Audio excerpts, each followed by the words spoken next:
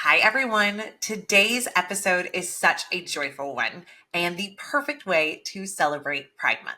I had the absolute pleasure of chatting with Zach and Scott, two incredibly fun and thoughtful dads who built their beautiful family through egg donation and surrogacy. From the moment we hit record, their energy, honesty, and love for each other and for their sweet baby girl absolutely shines. As a couple that is part of the LGBTQ plus community, they walk us through their journey to parenthood with so much heart. Everything from deciding between unidentified versus a known egg donation cycle and finding a donor, all the way to delivery day with their surrogate and beyond. It's not just the logistics we talk about, it's the why behind it all. The importance of celebrating their daughter's story, navigating others' perceptions, and breaking down stigma around donor conception, and how mutual respect and love has grounded them through it all.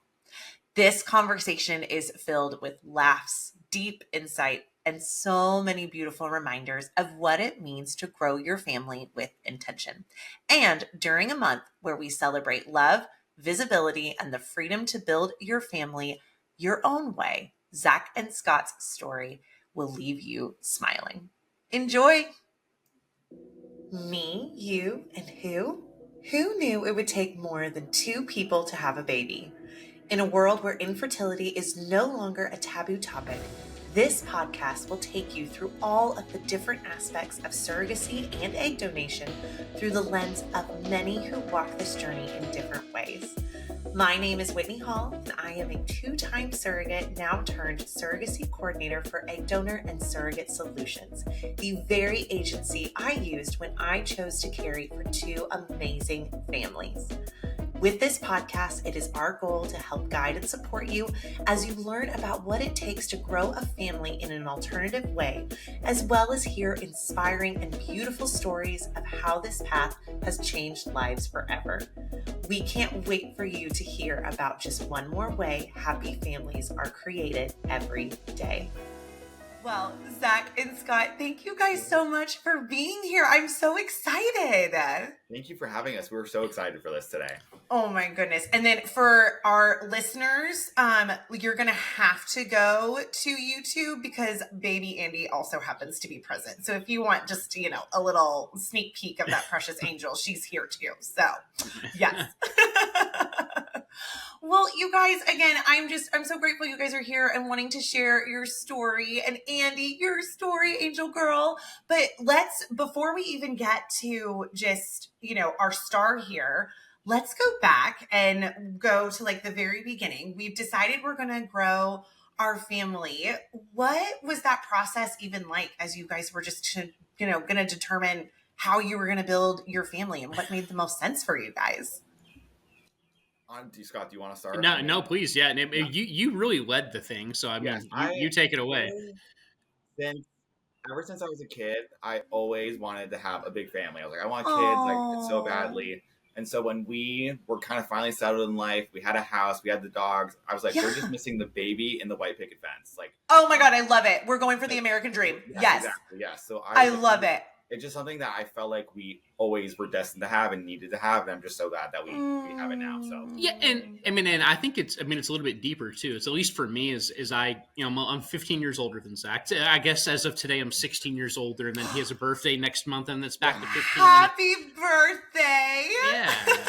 So for me, it's like, okay, as you get older and you start thinking about it, right? It's okay, sure. Is there anything I'm leaving behind, right? But for me, it's like I've always wanted kids, and when Zach and I met, it was a conversation we had early on: is do you want kids? Because a lot of gay people don't want kids. It's never a reality for them, right? It's cost prohibitive. It's all these other things, but for me, it's something I've wanted since I was a teenager, and I've never thought we would actually have a little nugget, but we do. So. Yeah. Well, and I think you guys are highlighting a really, just important thing for the LGBT community, right? It's not a matter, it's a question of, hey, do you even want kids? But then you also get to, be faced with kind of the reality of exactly like you said, Scott. It's not really a question. It doesn't end with, well, do you want kids? Yes or no. It ends with, do you want kids? Yes. Okay. now how are we going to afford it? Or what are we going to do to not even just afford like the baby, right? Like we have to afford to like get to the baby. The process to get there. Yeah. I mean, to be fair, I don't even think Zach and we really don't even know what it cost. We just kept sending checks to people. I was like, I love it. If you stop to think about it, you won't do it. You just gotta say yes to every step of the process. So right, it's like that scary. What was it? I mean, we were buying a house for the first time, and like we get to the realtor, and you know they break down like the mortgage cost and everything, and like my real estate agent was like, just don't look at the page, just don't look. At it. Just sign, just sign. No, for sure. But again, to your point, right? Like it is kind of that extra step, and you know, you kind of have to decide, hey, do we have the means to do it? Okay, great. We think we have the means to do it. Let's move forward. Yeah. So when you guys, decided, hey, we want to go with the egg donation route, how you're now kind of, first, right? It's like, okay, do you want to have kids? Now it's yes. Okay, what are we going to do to get there? We decide we're going to go egg donation. What was that process like? Just even getting, deciding that the egg donor route was going to be your choice. And then you're kind of met with more choices, right? Like, are we going to go anonymous or not anonymous? We don't say anonymous, unidentified. Are we going to go known? Now you're looking at, just a database of all of, your possibilities. How was all that? How did you navigate that? I'll say, because I kind of led the charge on finding the donor and like the agency and everything. Yeah. In the first place we found, it was very like cut and dry. It was, do you want a blonde? Do you want a brunette? Great. They didn't really give you any background on who the person was on like a deeper level. And I just didn't like that. I wanted to know something about who we were creating a family with, even if we didn't get to meet them in person. So we kind of stopped going with them because they told us, you're never going to find a redhead. Like we really wanted a donor that had red hair like me. So Scott could be the sperm dad and we could just carry on that way. And they're like, you're never going to find it. Give up on that. Like, that's ridiculous. And I was like, wow. Okay, so not going with them. Like, that's crazy. Please don't. That's so rude to say. So then the other great thing is when we found Egg Donor Solutions, someone actually called me. It wasn't just like an endless email chain. Someone actually got on the phone and said, how are things going? How are things progressing for you? And it was just so nice to hear from an actual person and not like an automated email. So that was really like the best part. Yeah. Well, gosh, this is such a personal choice. Yeah. It's not just, like find my donor, put in, whatever, and then someone gets like spit back. You want to talk to somebody. Exactly. Well, and it even goes a little bit prior to that. We really didn't know where to start, right? So the place he's referencing is a place out of New York and kind of the New York attitude and yada yada, right? So it was okay. It was kind of off-putting from the get-go. So then we thought, okay, well, we have this company in Mexico that we could potentially use. Before we even ended up with Egg Donor Solutions, we read a lot of articles and things about Niles still emails us all the time to check in about things. And but we were days away from signing a contract with them. And then our sister-in-law raised her hand and said, hey, are y'all ever going to approach me about being y'all surrogate? And we were like, well, no. It hadn't really ever crossed our mind to ask you, hey, do you want to be pregnant for 9 months and carry, my brother's child? It was just this whole dynamic that we'd never really discussed. Yeah. So that's when Zach picked up and said, okay, let's do this. And we started researching U.S. companies, and Egg Donor Solutions popped up. And I think to Zach's point, it felt very welcoming. It felt like we were at home. We felt like we had partners through the process. More so these other places were just, let's get a contract signed, let's do this, and don't have your hopes up too high. There's all these different roadblocks and barriers. And with Egg Donor Solutions, I won't say it was easy, but it was easier. It felt more comfortable. But yeah, there was a little bit more to it than just, going on and finding Egg Donor Solutions and then a redhead appeared, right? Right. Another thing too with the other agencies we found is they wanted us to put a deposit down. So like if we found someone we liked, they're like, all right, put your money down. Like, let's get that wire transfer right away. And I remember our care coordinator with Egg Donor Solutions was like, nope, that's not how it works. We'll contact her. We'll get in touch, see how they're feeling. And if everything goes good, then you'll put some money down in a deposit or like a transfer. Yeah. So that was nice that it wasn't like a push to get money like as soon as possible. Yeah. Well, and again, to kind of exactly what you said, Scott, right? Like it's a partnership. That's what this is supposed to be. You're collecting your industry professionals that are helping you build your family. It's not going to the grocery store and, and having that just transaction. There's a whole person and feelings and emotions and thoughts and just all kinds of things going on here just in the very beginning. And right, like it isn't an always easy, path. And you want to have people that see you as humans and not you as, a check writer. Like that's not how this is supposed to go. Yeah. So when you decided to go with egg donor and surrogate solutions and you are having those conversations and, you're getting your phone calls and everything, when you did find a donor, what was that process like, kind of trying to decide, or maybe this was before a donor, had you guys really kind of thought through what it looked like to have a unidentified versus known cycle and what that relationship would look like? How was that?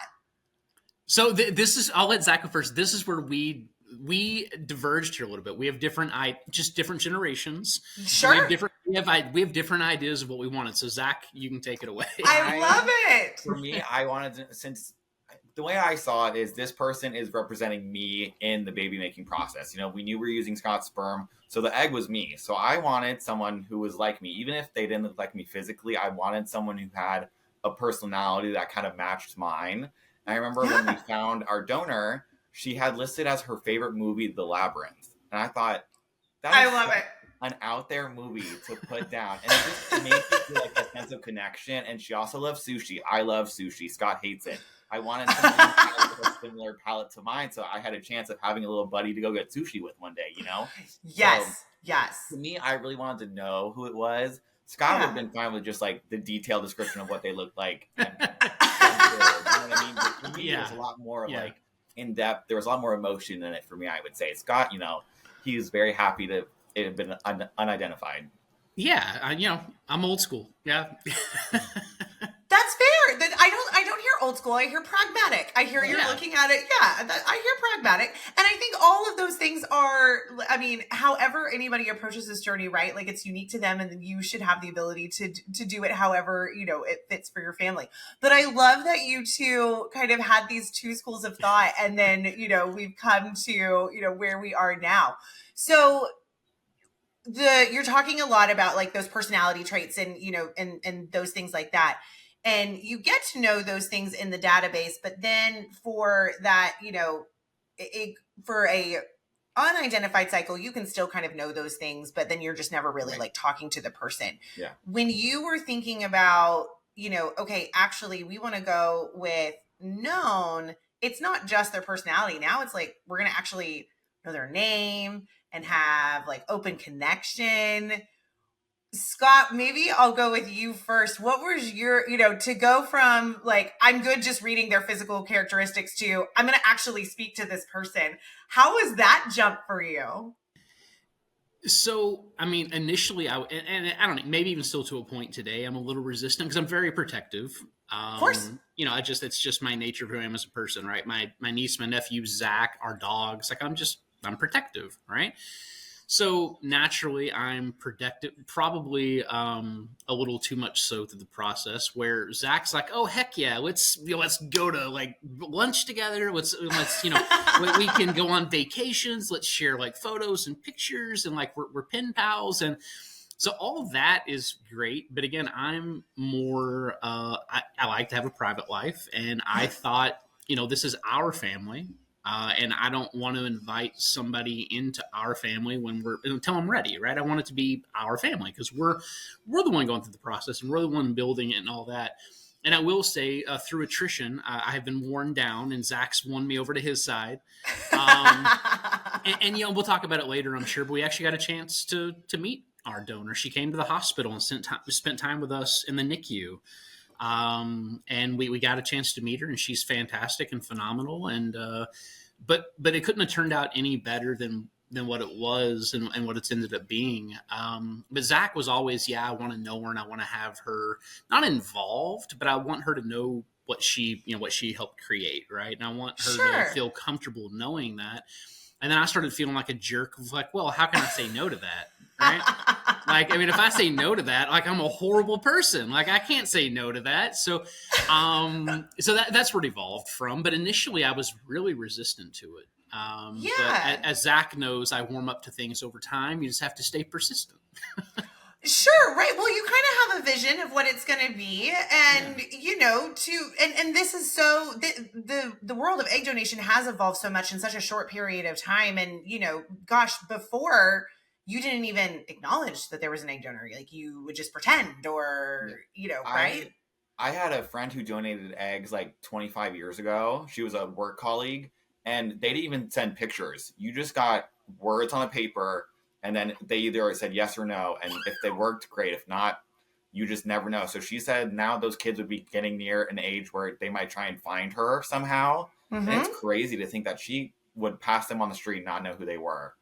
So, right. I mean, and that really, yes, Zach, to your point, like that really kind of opens the door to, it's not just about, obviously you guys growing your family and being those parents is so, so important. But, thinking about like that child, that donor conceived person becoming that grown up. And then, they're walking by, their person that they share DNA with and having absolutely no idea. You get into this whole health factor. I mean, it opens up this whole other, just world of possibilities and thoughts and that, people just hadn't thought about prior to.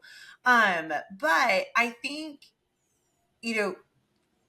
I totally hear that side of things, Scott, though, of this sense of, I want to protect my family and what that means to you, knowing what you knew then versus maybe how it is now. Yeah. And I think where I evolved on almost immediately, as soon as I met Andy, my gears shifted, right? I mean, I'm 42. Right. I'm a workaholic, so I work a ton. And then I started thinking, it's probably never a bad thing to have her surrounded by more and more and more people that know her and love her. Right. Yeah. So whether it's Zach and Zach's family or my family in Texas or the egg donor or, Hannah, who was our surrogate, and to have her, her parents, which aren't really related at all, but they still feel like they're Gigi and Papa, right? Aww. And they came and met her and held her side. So my priorities shifted really quickly about you never know what's going to happen in this life. And you want to build the biggest, it's our responsibility, I think, to build the biggest circle of love around her as possible. And it doesn't matter who it is, right? I mean, I think a year ago it mattered a lot to me. And a year from now, I won't even remember that I thought it mattered at all. Sure. So it's amazing how quickly that shift happened, and I didn't even realize it. Right.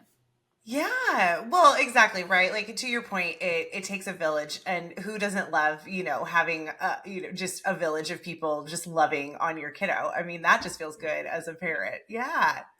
So Zach, going to you, why was it so important to you to have that? Really, I didn't want her to think any part of the way she came into this world was stigmatized. I feel like if we just never talked about our donor, never explained, never said who it was, it would apply some kind of a stigma of like, this was bad. Like it wasn't a good thing. We didn't want this to happen. And that's not how it was at all. So I feel like if you tell her like, hey, this is who, Auntie Morgan, that's what we call her. Aww. It just gets rid of any type of stigma that could be like, oh wow, like you had to use an egg donor, which obviously 2 gay guys, we would have to use an egg donor. Sure. People, don't like to explain it to their kids till they're older. And I just didn't want any stigma behind how she got here. Yeah. Oh, I love that. Well, and so, okay, so going back to, and you've kind of touched a little bit on this, Zach, as you guys were going through and looking through that database and thinking about it from this perspective of, okay, we do want to know this person, and we know we want her to love sushi, and red hair would be great, and like all of that. How did you guys navigate that database? Because it can be so overwhelming. It is. And like, shout out to them. They had a great selection, like really, truly.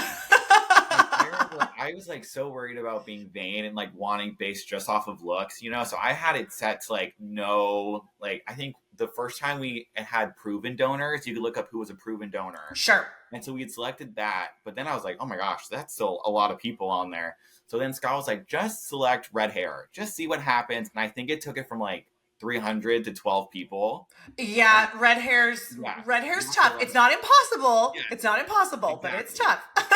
And then Morgan's profile was the first one there. Like all of a sudden there she was, and I was like, oh, okay, we found her. I had no need for further action. I was like, Scott, you can go ahead and look if you'd like. I'm not looking through any more profiles. That's her. And was I not wrong? I mean, and that's where I think just, we're a partnership on it. And I said, well, we're using my DNA, this is the fill-in for you or whatever. Right.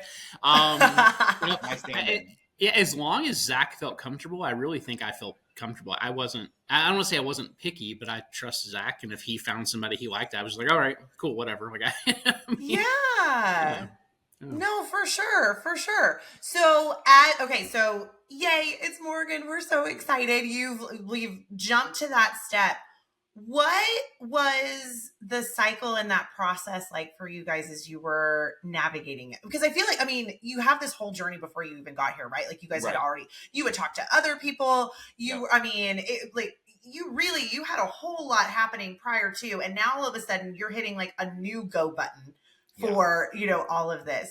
What was that process like for you guys as you were navigating kind of just the nitty gritty of what it is to go through a donor cycle? But then also this is known. So there is, kind of an exchange of information, and you're starting to kind of slowly build a relationship and things like that. How was that? I would say I thought it was pretty, obviously we selected you guys and it was for a good reason. It was so smooth. Like the communication was great. Yeah. Anytime I had a question, I remember we were like, all right, we picked a donor. Now what? Like, what should we be doing? Sure. Does she go in and get her eggs and take it out and we're done? And it was DNA test first, I think, right? You have to do that medical screening. Screening. And then we did, I remember something got lost, or like it took 2 extra days to get Morgan's DNA back. And you guys were so apologetic, and we were like, it's fine. Like, we get that they're not open on a weekend. Like, it's really okay. We're not like in a rush. I think it was because it was like over a holiday. In fact, it might have even been over like Easter holiday or something. Yeah, and it's like, we're not crazy people. Like we understand, we understand. But it was just like they were apologetic for no reason. It was like, okay, well now we know we went with the right people because they're apologizing when they shouldn't be apologizing. Right? Oh. And it was just nice to have someone walk us through the process because we live in Florida. We did all this in Texas. And I had been calling all of the Florida fertility clinics, and no one would call me back. And then the second we got in contact with you guys had us a clinic in about 30 minutes. That had us great for our appointments and everything. I could not. My jaw was on the floor. I was like, how did that happen so quickly? It was fantastic.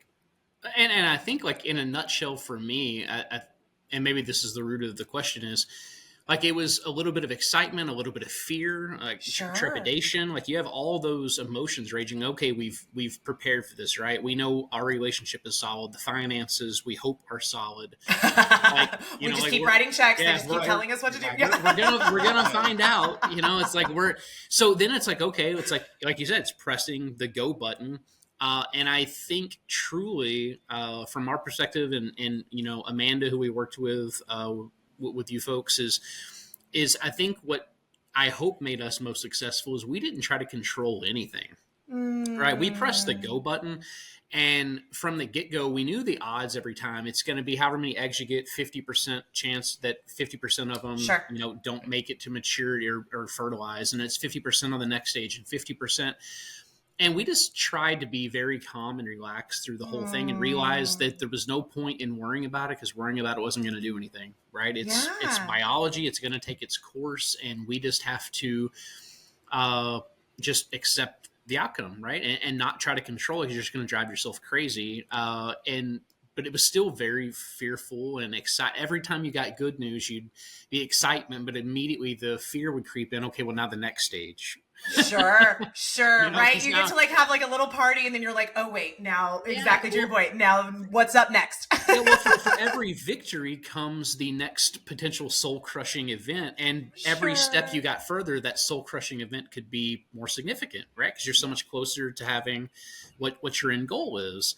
The only advice, at least unsolicited as it may be, is just try to not control anything. And I know it's hard for type A personalities, and I'm probably a little type A, maybe.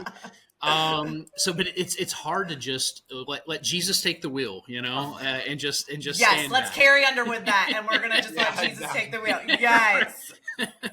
I love it. I love it. Well, there's a couple of things I would love to unpack here, because I think that idea of, you're going through these, I always call it the roller coaster, these high highs and these low lows, and you're kind of waiting for the other shoe to drop, and you're celebrating those victories. And then, exactly like you said, that doubt starts creeping in, or the fear and all of that. But I love that you had taken the time, you knew what it could have looked like, right? Based off of the research that you've done and the callbacks that you didn't get, Zach, and things like that. And you were able to relax, still have fear, but you were like, if they're apologizing to us over a holiday weekend, like we don't have to at least worry about that part. And we can kind of focus on how we're feeling through this process and, navigate what that looks like. And that really matters when you're, building your team to help build your family. Yeah.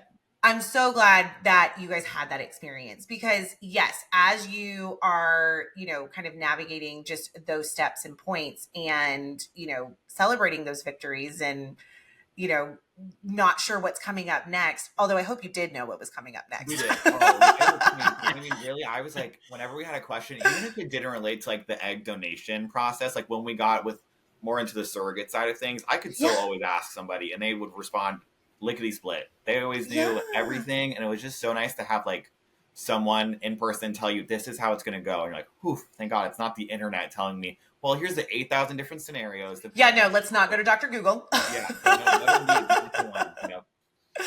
I love that. No, that's so great. So then as you're going through this process, and again, so known donation, right? You know who the person is. Now, I know, Zach, you had dreams of having lunch and, and doing all of that.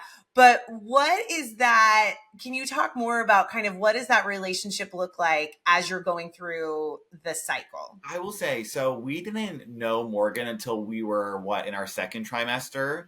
Like, we didn't know her name or anything. And that was one of the things Scott had kind of said, like, very firmly, which I agreed with. He was like, let's not jump the gun. Let's not meet her, get a big relationship going, and then end up with no babies at the end. You know what I mean? Sure. Like, anyway, that would almost feel like kind of a sad thing more than anything. So I agreed. And then once we hit our second trimester, I messaged her on the donor sibling database, I think it was called. Yeah, the donor sibling registry. It just snowballed right down from there. Like, we were talking all the time. I was just talking to her this morning about coming on here today. Like, it's a great relationship. She's such a nice person. There's no one better we could have picked to be part of our family than that.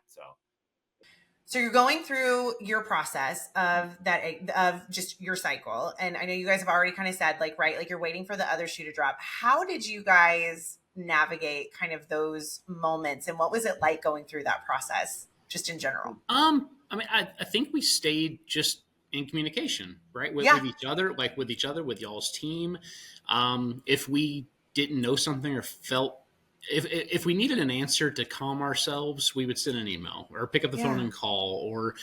And I travel for work, so I'm always on the road. So a lot of times this was where we were apart for sometimes 2, 3, 4 weeks at a time through the process. Like every time we would get an update, I might be in a different state and he's at home alone. And we had prepared for what if we get horrible news and I'm across the country, and you're at home alone, and then both of us are having to deal with this outcome alone, right? And that's sometimes the fear. But so again, through every stage, at least for me, we just went into it, I think, eyes wide open, and knowing that we had zero control of it, and accept whatever happened, right? And then lo and behold, like, we beat the odds. Like 50% wasn't our odds, right? I don't want to get other people's hopes up, but we destroy the odds at every turn.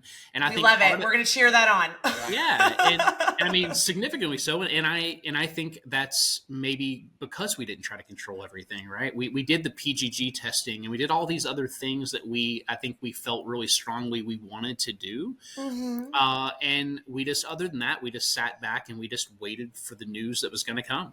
And we were ready to accept whatever happened. Yeah.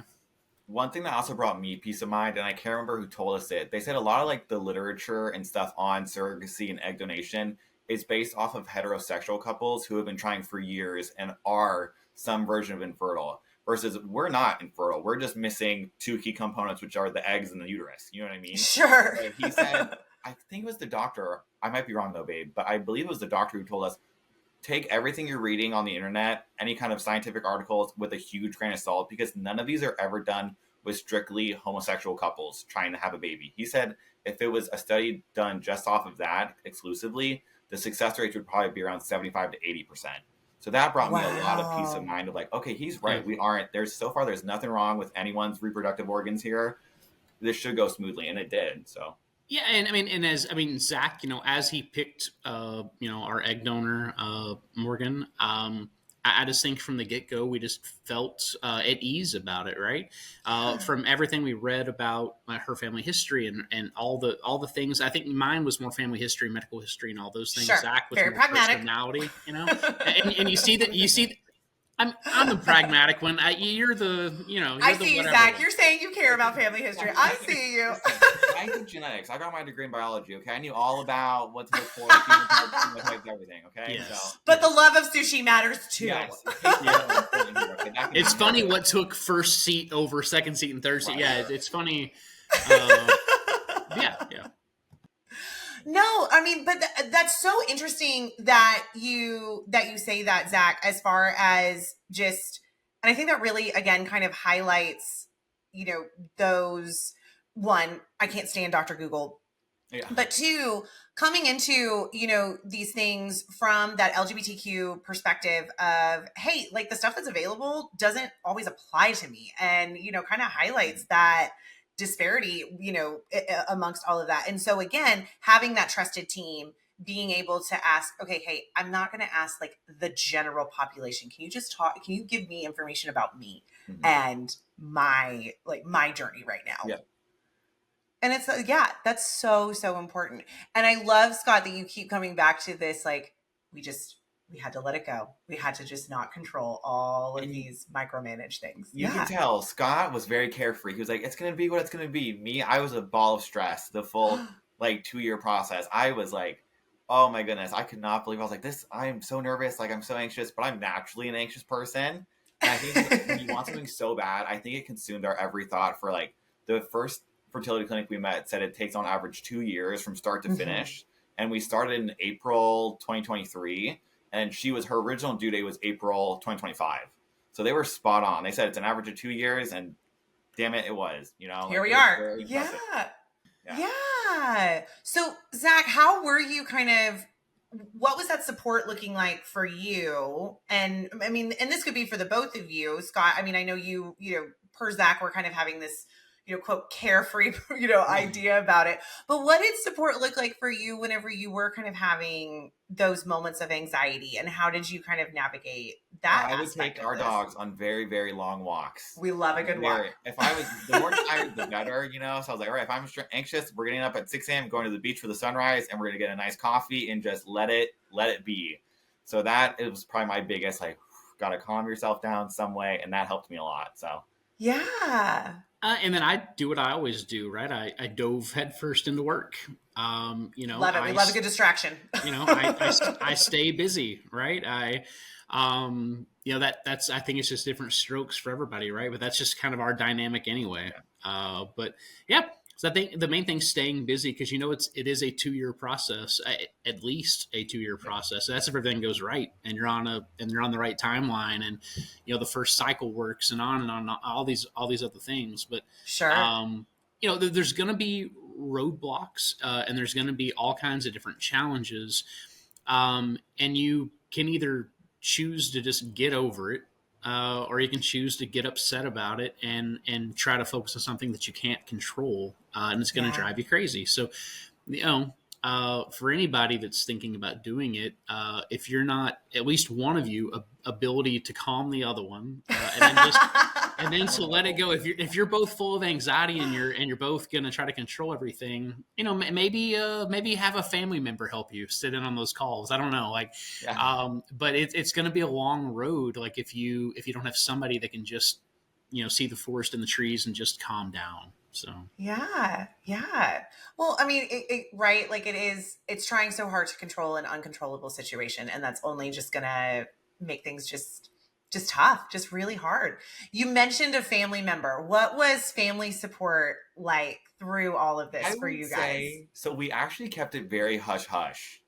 Really? Yeah, so we had like mentioned it to people, but we weren't like going out of our way to like bring it up at family functions because I'm extremely paranoid. I was like, if we jinx it, we're screwed. So we didn't tell anyone. There we go. We're not putting in the bad juju. We're going to keep it. Yes. We waited till it was over. I was like, don't say a word. So I think we kept it pretty hush hush. I mean, like my brother knew, and then Scott's family knew as well. Well, I mean, obviously my brother and sister-in-law knew because they were helping us through the journey, right? Like, sure. You know, so I have one brother. Zach has an identical twin, who's a nurse, and then he has an older brother and an older sister. So, and you know, Zach was raised Catholic, so that family's a bit more conservative. Yeah. So you know, he had only come out like a year prior to us like starting really our journey. So like, I'm just saying, whatever. It's a year. So you guys, listeners, if you're only listening, I need you to come and I need you to watch. This is hilarious. Zach's like, Scott. Okay. Actually, let me check my calendar right here. I love it. There's an anniversary. There's a reminder. Yeah. No, I love it. That's so great. No, but that is a thing to navigate, though. I love that you're like bringing that up, though, because I think, you know, and I'll come out at this from my perspective. I've been a surrogate, and that was one of the questions that I got was, well, you know, what is the, you know, what are your ethical thoughts on all of this? And I think the first time I got that question, I was like, I don't think I quite understand what you're asking me. Right? Like, I don't think I understand. So I tended to respond usually in a sarcastic and, you know, not educational way.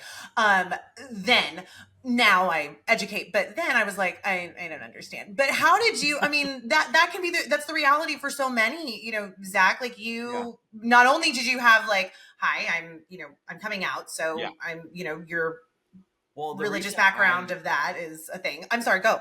No, I knew I had decided to come out. I was like, well, I want to have a baby. So it's time. Like, it's time to like, play this. Like, hey, we're going to get this out. Because we weren't even married until a year into the process, and we were on a phone call with the lawyers, and they're like, we're gonna need proof of your marriage license. And we're like, excuse us, marriage license? And they're like, yeah, like your marriage license, so we can go through and finish all the paperwork. And we're like, we're not married. And they're like, oh, in order to do this, you have to be married. We just assumed. So we went out to a courthouse that day, we got married, and then brought the birth certificate and sent a picture of it. And that's how we got married. Is like, well, I mean, but here's the thing though, like we were always going to get married. We didn't get married just for that. Just we were planning on having a wedding. We just used those resources instead to have a baby, and who cares about a wedding? I mean, at least that was our prerogative, right? You're going to spend $60,000, $80,000, right, to come eat all your food and drink all your wine and crash your wedding, or you can have a baby, right?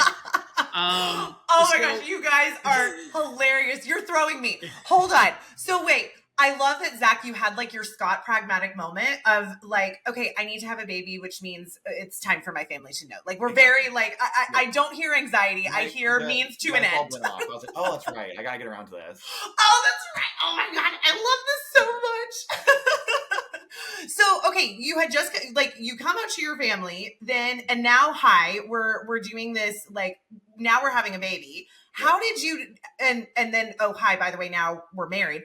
Yeah. How did you kind of navigate, you know, what that looks like as far as just your family dynamic and explaining, you know, and just working through kind of, I guess, the quote ethics behind a donation and what that is? Because I that's not just that's not just unique to LGBTQ. Right. That's unique to just the world of a lot of people when it comes to egg donation. Because I know, so my dad, didn't want to talk about it. He's like, let's just glaze over this, pretend like it's not happening, which was fine. Solid. Like, I would rather not have to explain something you're not going to understand.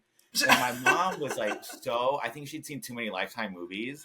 She was like, what if the woman tries to steal the baby? What if the egg donor wants to come and get the baby afterwards? She was like so paranoid about like all these crazy things she'd seen on TV, which valid, I get it. That's probably happened to someone, but I was like, that's not what normally happens. This process happens every single day for tons of people. Yeah. It will be okay. And it is okay, you know, like so far no one's come to steal a baby. Yeah, that's why we have the whole like lawyer thing. Yeah, lawyer. I would say that my siblings were just like super excited. They're like, okay, this is great. They all, ironically, we started, and then a year later, my older sister and my older brother both had daughters. So now my mom has 3 granddaughters under a year old, and she just loves it. She thinks it's the coolest thing. All 3 grandbabies born within the same year. It's fantastic. So. Oh, I love it. Well, and like I said, his family, our families couldn't be more different. Our upbringing's different. Right? He was raised Catholic, mine are liberal hippies, and all the things that come with all those differences, right? So I just think it was such a nice. If we needed to go one way, we knew whether to go to his family or go to my family's, right?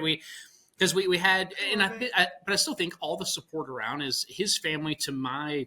Maybe not shock, but I guess to my pleasure, has come around very quickly, right? His mother's been down here a couple times to babysit, and he's been down there to see them, and they're always checking in on us, and they've bought us all kinds of cribs and like a $2,000 snoo thing. Oh my gosh, yeah, that thing, clutch, honestly. So again, they've been very supportive.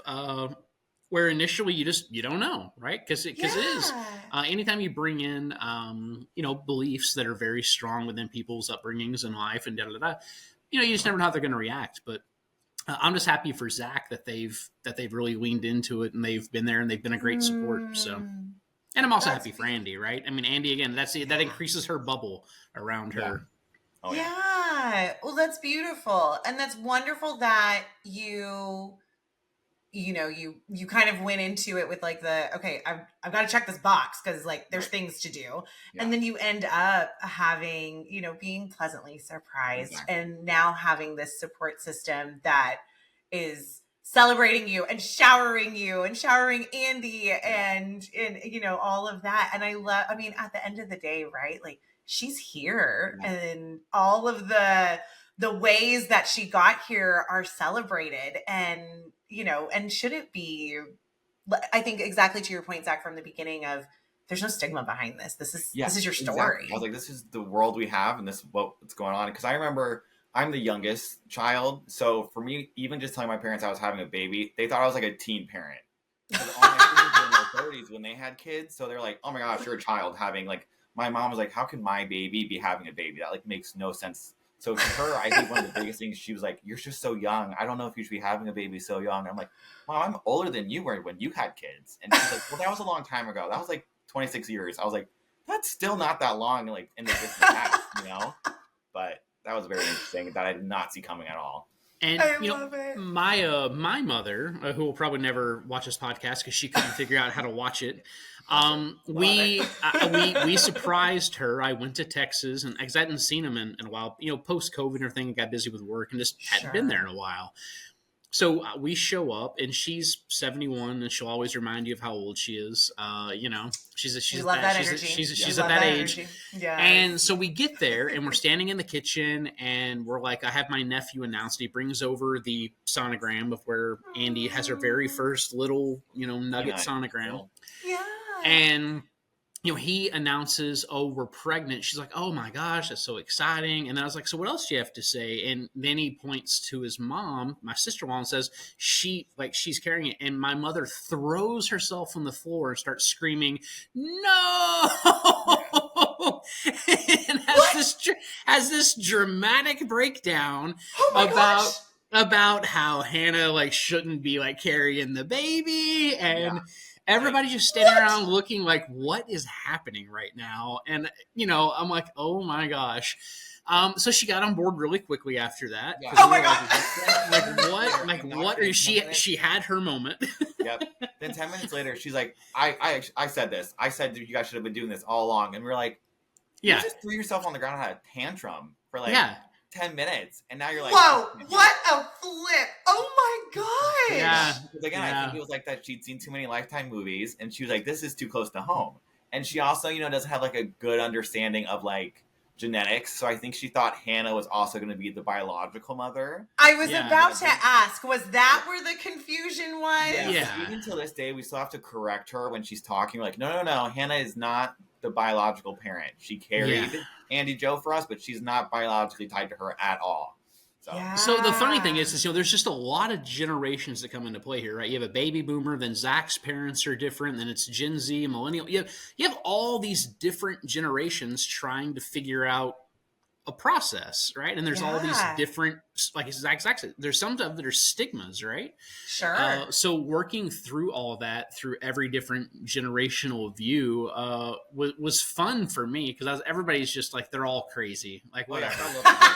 This could not be getting any more juicy and better for me. And I was just enjoying it. It's like, because we're doing it regardless. We're just letting you know so you can be part of the process. We're not asking for your opinion.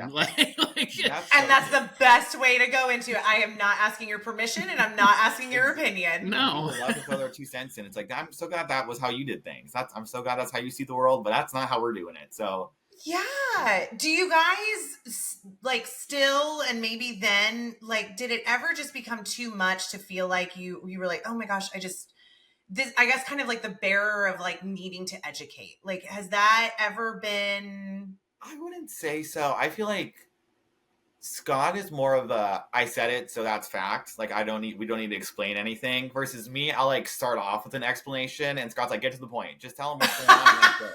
And I think that's like, we're kind of a good marriage in that way of like, I'm really down to explain every last detail versus Scott's like, I said it, so it is. It's like not that big of a deal.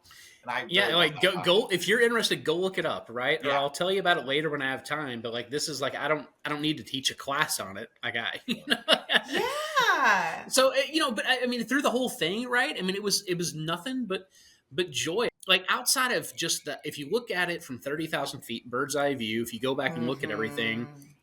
Just there's no point to get frustrated or anything else, and we didn't, right? We just kind of took it step by step, and I really enjoyed the process. I'm chomping at the bit to go again. So Scott's ready for baby number 2 already. I'm like, you better. Oh, I love it! Oh my gosh, Andy, you're still fresh, and you're already looking at being a big sister. I love it. Well, we saw 5 embryos left too, so we had a good little. You guys had a great cycle. Yeah. Oh my gosh. Well, it's wonderful that you were having all of these big personal huge things happening simultaneously while you're building your family. I mean, there's so much there.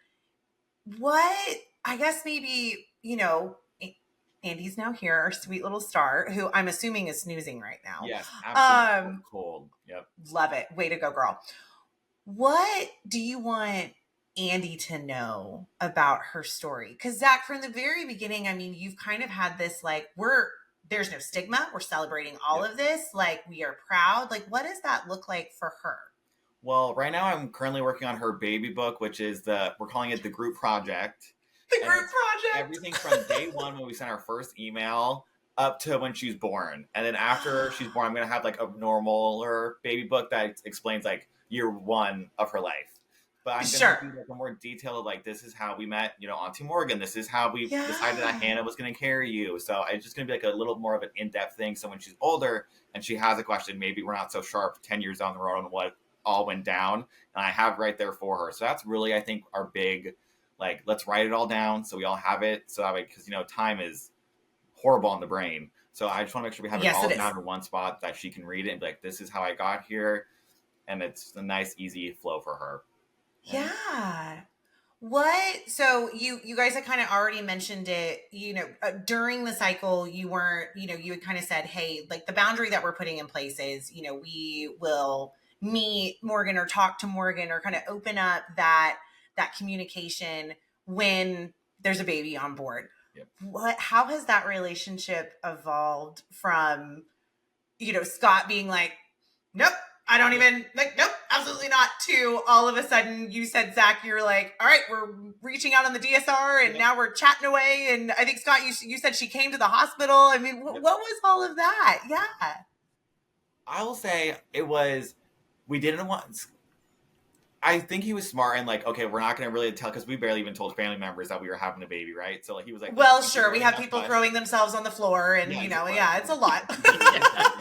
And then once we met her, I was like, it was very coy. Like I like messaged her on the database and was like, oh, hey, like we're having a baby. Like, thank you so much for everything. And we chatted that way. And then she had said something about she was coming home from Orlando. And I was like, oh, that's so crazy because we live in Florida. And it was like, oh, wow, what a small world. What are the odds of that? And then I asked if she would like to see a sonogram picture, but the database doesn't let you send pictures to people. And I was like, if you're comfortable, like we could like text, email, whatever you're most comfortable with. And she sent me her phone number. I was like, oh, we're in. Like she wants a relationship as bad as I want one. And it was everything from there. Because Andy came 5 weeks early. So we had planned to have her come to the Airbnb we were renting in Texas and like come and meet her. But then I was like, right, we're in the NICU. And I had messaged her. I was like, would you like to come tomorrow to the hospital? And she was like, absolutely. And so she was there, I think, 2 days after Andy was born? Yeah. I mean, she came, I think 2 or 3 times. Yep. I think she was there 2 days after. I think she came the last day before we went home. Yep. And then she's coming to next month for Zach's birthday to Florida. Right. Yeah. Oh, yeah. so beautiful. I mean, like it really is like you're building a family. Like we got so many more family members than we ever would have expected. You know, we were expecting a little baby, but you know, it's gotten us closer to my family, to Scott's family, to Morgan and her family. It's just such a beautiful experience, and your family grows so much because they always say in the gay community, you build your family, you pick your family. It's more of a chosen family, and it's really shown through in this process where we have chosen our family, and it's a beautiful process. Because I was ready to unchoose some people. I was like, okay, let's just I'm looking for a reason. I've been looking for a reason for 10 years, okay? Like I'm dying. Like I will unchoose your ass like right now. I love a boundary. I love a boundary, Scott. Yes. You've already said it, Scott, right? Like you kind of had this idea and this vision and these thoughts, and you know, you were protective. You were coming at it from this, you know, this certain perspective that you had already built. And then the minute you meet her, you're like, who wouldn't want to love this kiddo? And why wouldn't I want her circle to grow and just have more people loving in on this little nugget? Like support through this process can look so different for so many. And you do get to have to, you know, to quote what Zach said, you have your chosen family. And then you guys still had your, you know, came into the world family, and everybody kind of got there at their own pace. And that's beautiful. And at the end of the day, I mean, you have that sweet little precious bundle, and she's so cute and cute aggression. Oh, and so at much. the end of the day, all the other BS, whatever, there's always some kind of something in life, right? Someone always has something to say. There's always something, or you don't feel good, or people are going to come and go and lose jobs or get jobs. Life goes on, right? But at the end of the day, then it all becomes about her experience and what her life is going to be. Not to say you give up your life, right? You don't do that, but as anybody that's ever been a new parent or expecting to be a parent, it changes so quickly, the dynamic of just how you live your life, right? Yeah. Well, and I think it's so beautiful that, you know, again, kind of going back to like this theme of, you know, Scott, you came at this from, I'm going to protect my family. I'm going to protect, you know, this future baby. I'm going to protect, you know, Andy and her story. And Zach, it was so important to you you're going to know your story. You're going to know that, you know, that love of sushi comes from, you know, this place, and, you know, just all of that. And I think it's so beautiful that you're celebrating each and every one of these, just all of these parts and ingredients that have created, you know, Andy and now her story. And I feel like that's just I think that's just some of the magic between, you know, just building your family in this way. And then also some of that magic with having that, you know, choosing to go known and having that wonderful family that steps up and says, you know, hey, I want to, you know, be the oven for your bun sort of situation. Yeah. Right? Like, I mean, it's beautiful. And you guys have done such an amazing job of navigating that and taking your, you know, going about it in like a, what will be, taking our early morning walks and easing our anxiety. I mean, every single point of y'all's experience and journey has, you know, led to this sweet little angel. Oh my goodness. And all of that should be celebrated. And I think that's where I can look back on it, and Zach and I, like, you know, people think, oh my God, they're fighting. We bicker all the time. Or that's just it's beautiful. Who we are, no, right? I love it. I'm here for it. That's our love language. But the one thing we never did through this process is we never got frustrated at each other. We never got mad at each other. We never said, well, your view is wrong and my view is right. And that's the only, maybe I did once or twice. I'll own it. But We never we held each other accountable to the process, but we never gave each other flack for it if we disagreed with what their view was on it. Because at the end of the day, it's Zach and Andy's story, and it's me and Andy's story, and it's Andy's story, and there's a lot that goes into it. And we just, I think we learned to appreciate each other a lot more through the process, even if we didn't always agree, because you don't always have to agree. But I think you both, you just warm up to the idea and you just figure it out as you go. But if anything, it's really helped our relationship get so much stronger. And now we were already thick as thieves, and I was never going to let him out of this marriage no matter what. Beautiful. I was never going to sign the papers, people, in case you're wondering, why didn't he divorce that guy? It was never going to happen. It's not an option, friends. Not an option. No, I think that's beautiful. And I think that's a great just summation of, what this process can be like because yes, at the end of the day, you may not always agree, but you can get to a mutual respect of one another. And that's just in general, right? Like as you're navigating family members, learning about this process and, navigating education and, as you get to navigate what it looks like to, for Andy to hear her story and then for her to share her story. And, I can already tell Scott's going to be like, what it is it is going to be Andy. You don't need to give an explanation. Exactly. And we were out somewhere and Andy has red hair like me, which is fantastic. Absolutely. And someone walks up, this, innocent woman. She's like, oh my gosh, she looks just like you. And, she's not biologically related to me at all. And right. I just go to start saying something, and Scott's like, doesn't he? Don't they look just alike? And I was like, he's right. You don't need to give people like this long explanation every single time. Just take the compliment and keep it pushing, And I there you really go. appreciated that. So because at the end of the day, we picked Morgan because she looked a lot like you. Y'all could be family, right? Could be brother or sister, whatever. So I'm happy about that, right? The reality is Andy's probably going to get a lot more years with Zach probably than she will with me, right? I'm older. And I want them to. That was what was very important to me. Is I want. Song he always sings. I know. I'm serious. So dark. It's so dark. But it's. He's very pragmatic. I hear it. I hear the reality. I hear it. It's reality, people. Okay, it's how guys. It's science. Okay, it's science. Zach knows science. I hear him know science. The efficiency rate is pretty good these days, so I think. But I hear your sentiment. I hear your sentiment, Scott. You had this, hey, this is important. We're looking ahead to things. No, I hear it. And again, like those, exactly to your point, the random person that you meet on the street is not owed that explanation. And that is okay. And it's your story to tell when you're ready to tell it and how you tell it. And I love that you guys are coming at it from this place of just celebration and owning it and loving it and just, being so proud of your little family that you've created. You have made room for each other as you're navigating each point of this journey and made room for everybody else's, kind of perspective. Didn't need their opinion, didn't ask for their opinion, but you made room for it. Exactly. And, and that's beautiful. I mean, again, right? Like at the end of the day, it ended up now Andy has just this beautiful village and all of these people that are just loving on her. And it's amazing. I have two more questions for you. If you could give any advice, and you kind of have already sprinkled little nuggets throughout, but if you could give any advice to any parent who is thinking about going through the egg donation process, whether it's, looking at unidentified versus known, or really just the egg donation process in general, even, maybe specifically LGBTQ, what advice would you want to give to a parent as they're kind of figuring this out?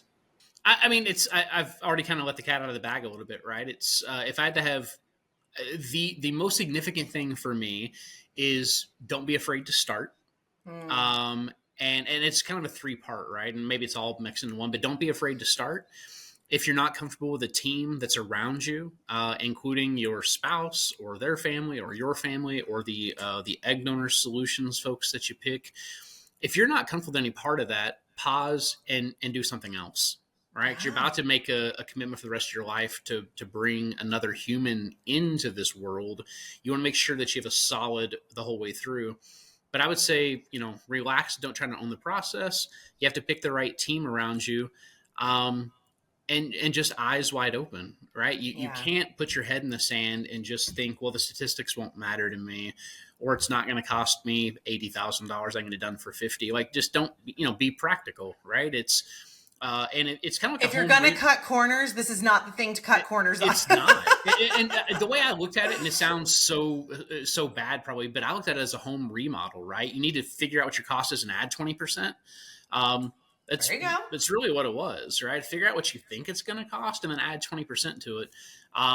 But for me, I look at it as I've made, and I can look at it my story, not me and Zach's, whatever, but just my story. Like, I made it through this process. Would I do it again? And if I could go back in 2 years to April of 2023, would I start that process again, knowing what I know now? Hell yeah.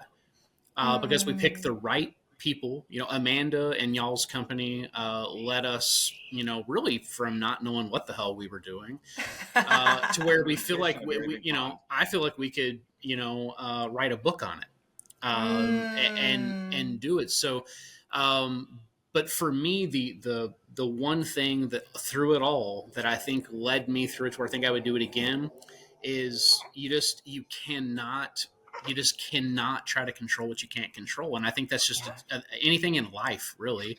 There was this movie years ago with Tom Hanks. It was Bridge of Spies, and he gets caught and he's sitting in a room with another guy, whichever side of the table he's on. And he asked the guy, a spy, aren't you worried? And the guy said, well, would it change anything? Me sitting in this room with you getting caught as a spy, you're asking me if I'm worried. Well, would it change anything? Sure. So that's always in my mind. That part of the movie stuck out for me, and I've kind of lived that way in my life of why would I worry? It's not going to change anything. Like, what's going to be is going to be, and you just have to you have to do the best you can. You got to put your best out there and hope you get the best back. Yeah. No, that's beautiful. And I love that you felt, the fact that you would say, I feel like I could write a book now. I love that you have felt so empowered throughout the process you knew what was coming, and you had so much trust in you had taken the time to build a team that you trusted so you could step back and be on that side of the table and say, I can't worry. Maybe it's like a short graphic novel. I don't know, book. Yeah. Maybe a short graphic novel. Maybe like a pop-up book. Like, there you go. There you go. Like You, Me, and Who. Like in Pop Little Dinosaur. A pop-up book. Oh my gosh. A pop-up book, because her theme is dinosaurs. Like, build like a whole dinosaur theme into it or something. I don't know. I'm gonna make some notes. Yeah. There you go. Perfect. I can already see your wheels turning. What about you, Zach? What would be your advice from like the LGBTQ plus community side of things? And Scott had said this too when I asked, like, why didn't you have kids at like a younger age? He always said it just seems so like impossible. But once we were together and we had the house and the dogs, it suddenly seemed like a real possibility for us. And I remember when I told my dad I was gay, he said, well, congrats, you're giving up the best things in life. You'll never have a family. You won't have any of those things. Oh, wow. And I was like, we had already kind of started this process a little bit. So I was like, well, he's wrong, but I'm going to let him have his moment and just prove him wrong about it. And we did. And like, he loves Andy and he loves how it is now. But like, I think for him, it was that shock. And for a lot of people, it seems like, well, everything you've seen in the movies or that you've wanted your whole life is out the window, but it's not. It's always obtainable. Even if you have to stay for like 20 years for it, it's completely worth it and totally a possibility. That's what I would say the big take home is. Yeah, and everybody has an opinion. I mean, go online. Everybody wants to sit behind a keyboard or a computer, whatever, or a cell phone and have an opinion about something. Sure. His dad was coming from a place of love for Zach, right? Yeah. He had grown up and experienced them. Like that was his perspective of things. And now that's a lot because he has a very different perspective. But that was truly, he thought he was being nice to me in that moment, But I don't know. But I mean, as I sit here, I think also the thing for us is we talked a lot about this, and I think maybe I'll change my number one piece of advice from what I've said in the past to just start, right? Just start, because we talked about okay, because we wanted to plan it out so perfectly, right? Well, if we do it in 6 months, we'll have blank. And if we do it in 6 months, we'll do this. And finally, Zach and I just said, you know what? It's never going to be the perfect time because it's never going to be the perfect time. Tomorrow turns into to yesterday, and then you just keep going. And it's just, it's going to take forever to do it if you don't just start. So I think, and that's true of anything. Start going to the gym, start a better diet, start a new job, whatever you want to do. It's just start. And then whatever comes, I think then after you start the process, then you let it go. Right. And just because you can't control the journey beyond that. Yeah. Zach, I think it's amazing that you made room for your dad's perspective and made room for just acknowledging what his reality was. And I just want to honor that because I think it's so easy to hear. I mean, my initial reaction when I hear something like that is, oh my gosh, how hurtful, how awful, that's horrible. And I love that you said he came from a place of love. It wasn't because he didn't love me. It was because he thought this dream wasn't going to be a reality for me. And that is so big. That is just so big because I think there's a lot of people who really struggle with not knowing how to have those conversations with people and, and being afraid to have those conversations. And, you had kind of already said we had started the process. And so you knew he was wrong, but I love that you made room for that and you didn't let that hold you back from your plans. Exactly. You just started. Yeah. Like Scott said, you just got to start it. I mean, he was great about that. He just called some random clinic in New York one day and was like, we'd like an appointment. And amazing. That we did. Amazing. Weeks later, yeah. Turns out it was the absolute wrong play. And then Zach's like, let me take it from here, okay? Like hold you on. Obviously don't have hold my beer, let me take this from here. There we go. Yeah. Well, you started somewhere and I'm glad you ended up in a better spot. Same. Oh my gosh. Well, you guys, my last question for you, and it's a fun one for anyone who knows me, and you guys have seen me just sipping on my coffee this whole time. Coffee and I am very codependent on her, and I always love to ask the question, what filled your cup today? Literally or figuratively, what's been the thing that has filled your cup today? Oh my gosh. I would say all of us being at the park today, we were walking around. It was our first time being there as a family with the dogs. And it was just crazy for all the times we talked about wanting to do it and be like, oh my gosh, like, let's hope this transfer takes, let's hope we make it to this next trimester. And then we were there with her today. I just couldn't, like, my brain couldn't wrap around it. I was like, where did all the time go? Like, where has the last 2 years gone? Like, I'm just so happy and fortunate to be in this spot today. And it was the best. It was all worth it. All the stress, all the anxiety, that just totally filled my cup up. And it was amazing. Yeah. Oh, dream turned reality. Yeah. Mine's a bit more mushy. I think I woke up when Zach was still asleep and he's doing bed sleeping with Andy, even though we said we weren't going to do it. I'm always Everyone has a right to change their mind. Every day I wake up, where's Andy? Right on Zach's chest, right?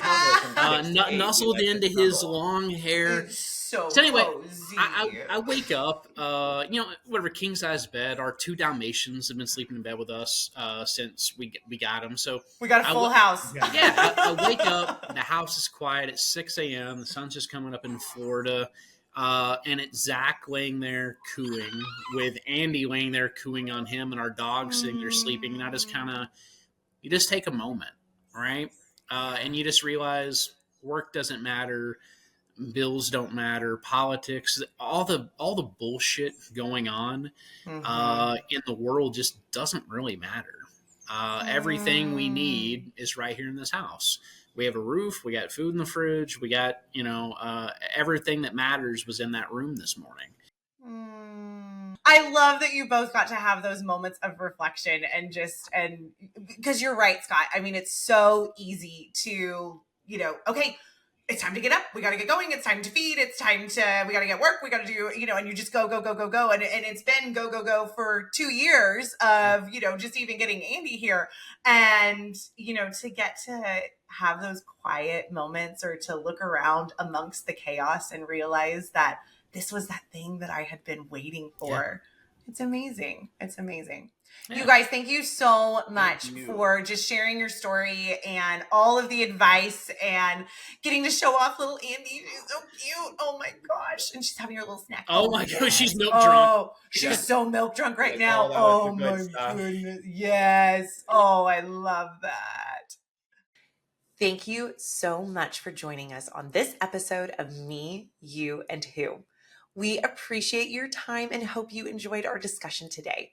As we wrap, we would like to remind you of some of the ways that you can stay connected with us and be part of the Me, You, and Who podcast community. Firstly, if you haven't already, make sure to subscribe to our podcast on your favorite platform. Hit that subscribe button so you never miss an episode and can stay up to date with our latest content. But that's not all. We also have an exciting YouTube channel where we share some bonus content, behind the scenes glimpses, and video versions of our episodes. Head over to YouTube and hit that subscribe button there as well. And don't forget to click the notification bell so you'll be the first to know when the new episodes go live. And for more exclusive updates, engaging discussions, and a chance to connect with fellow listeners. Be sure to follow us on our social media accounts. You can find us on Instagram, Facebook, and TikTok at Create a Happy Family. If you're interested in finding out more about creating a happy family, please visit us at www.createahappyfamily.com. Thank you again for being part of the Me, You, and Who community. Your support means the world to us. I can't wait for you to join us next time as we continue to share stories and journeys of creating happy families.